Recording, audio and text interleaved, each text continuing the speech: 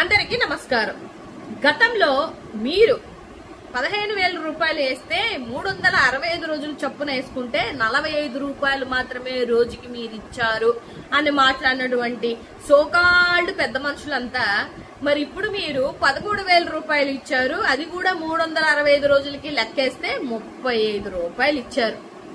So ఇప్పుడు మీ నోర్లు ఎందుకు పెదగట్లేదు, నోర్లు ఎందుకు మాట్లాడట్లేకపోతున్నారో కూడా ఆలోచించాలి. గత సంవత్సరం డబ్బులు ఇవ్వకుండా మేము ఫస్ట్ నుంచి అడుగుతుంది ఏంటంటే, మరి ముందు సంవత్సరం 13,000 యాక్చువల్ గా మీరు ఇవ్వాల్సింది 15,000, పోనీ ముందు సంవత్సరం 13,000 కూడా ఇవ్వాలి కదా.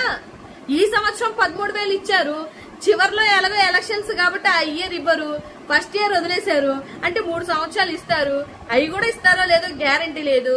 సంవత్సరం నుంచి ఈ సంవత్సరానికి 2,000 తీసేసుకున్నారు. ఇవన్నీ మరి లెక్కలే కదా, సబ్జెక్ట్ పరంగా అడగాల్సినటువంటి లెక్కలే కదా.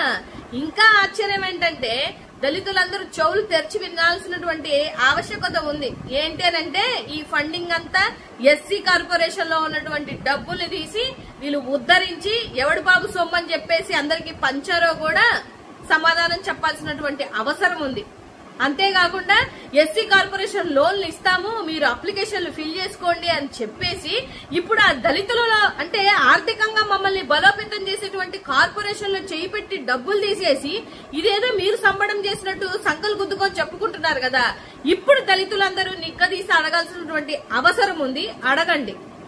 ఎందుకంటే మీ ఇష్టం వచ్చినట్టు మీరు మాట్లాడుకొని చేసుకోవడానికి ఎలక్షన్ ముందు కొన్ని ప్రామిసులు, ఎలక్షన్ తర్వాత కొన్ని ప్రామిసులు చేస్తే అవదు. అసలు గత సంవత్సరంలో డబ్బులు ఇవాళ మీరు ఎందుకు ఇవ్వలేకపోతున్నారు? ఈ సంవత్సరం ఇచ్చాం, ఎంతమందికి ఇచ్చారు, ఎన్ని కండిషన్స్ పెట్టారు? ఈ ఎలక్షన్ ముందుకు చెప్పునుంటే మీకు అందరూ సమాధానం చెప్పేవాళ్ళు. రోజుకొక మోసం చేసి సూపర్ 6 ఇచ్చామని చెప్పి మాట్లాడుతున్నటువంటి మీరు తల్లులందరికీ మీరు ఎన్ని బంధనాలు పెట్టారో ఇవాళ అన్ని పంగనామాలు పెట్టారన్న విషయాన్ని గుర్తుంచుకోవాలని ఈ సందర్భంగా తెలియజేస్తున్నాను.